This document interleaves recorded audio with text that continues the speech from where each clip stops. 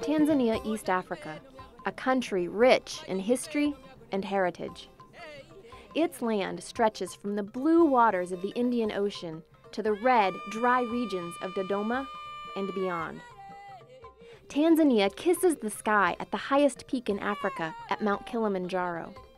150 miles to the west, Tanzania cradles the Ngorongoro crater and is home to some of the most popular safari parks, including the Serengeti. The people of Tanzania are as diverse and beautiful as its landscape.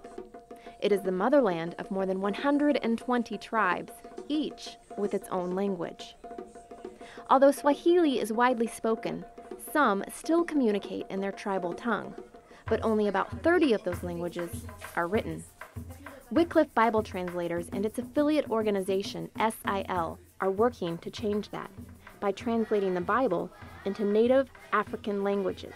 And in some cases, SIL is even creating an alphabet.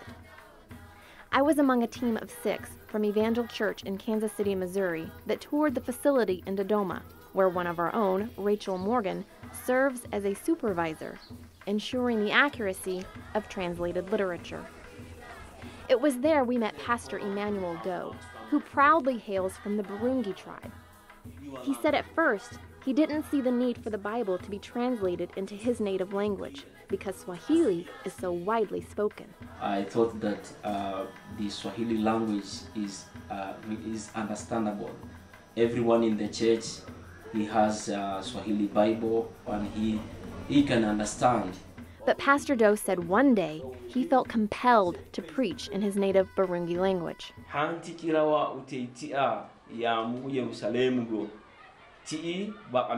Most of the people were nodding their heads like this.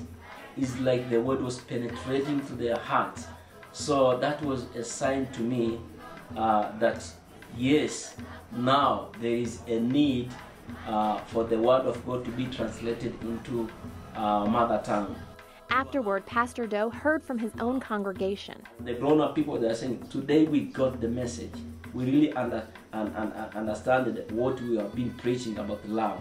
So continue doing like that. Don't preach again in Swahili. Pastor Doe, a former Muslim, now does the work he thought he'd never do. He is a Bible translator at Wycliffe and continues to preach in his native language, using books from the Bible he and his colleagues have translated.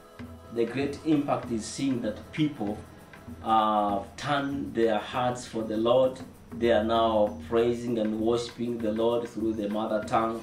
Another language Wycliffe and SIL are working to translate is Rangi. Like Pastor Doe, Paul Kiju is a Bible translator, only he is from the Rangi tribe, of which there are about 600,000 descendants. About 5% of the Rangi are Christians. In the remote village of Pahi, located north of Dodoma, there are about 20,000, and some are his relatives. Kiju and his colleagues hope by providing his people with a Bible written in their language, they will have a better understanding of Jesus Christ.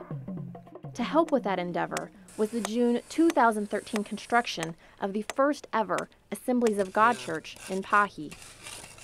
American missionary Jeff Garrett organized the building project, which the team from Evangel assisted with. Here in Pahi is a very, very difficult area to reach. It's a strong Muslim area. We have tried for many, many years to plant a church here, but the village leaders would not give us a plot in order to build a church.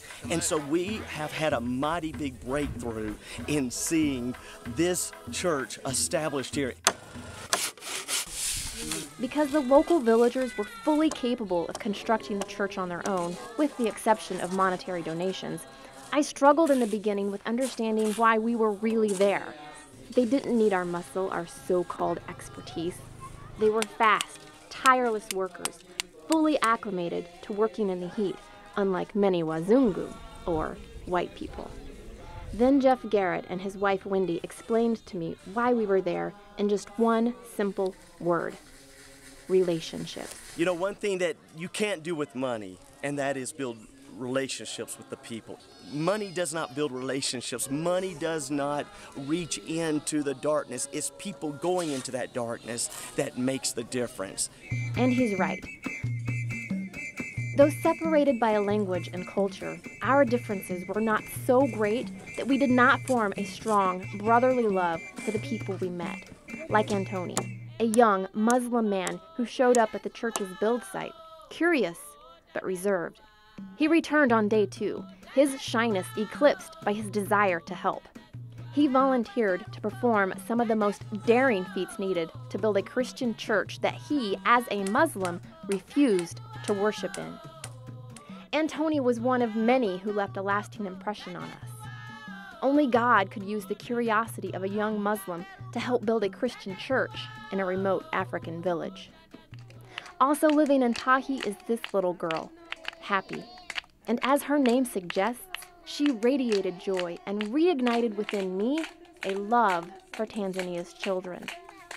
Besides going on a walk and braiding my hair, Happy taught me the word acha, which in Swahili means leave it. And we did. We all left pieces of ourselves behind in Tanzania, some with a promise to return. And as the golden sun continues to rise and fall on the great African continent, Tanzania remains steadfast, rugged, yet beautiful, calling those with a heart set on pilgrimage to come and meet her people. Oh, Tanzania!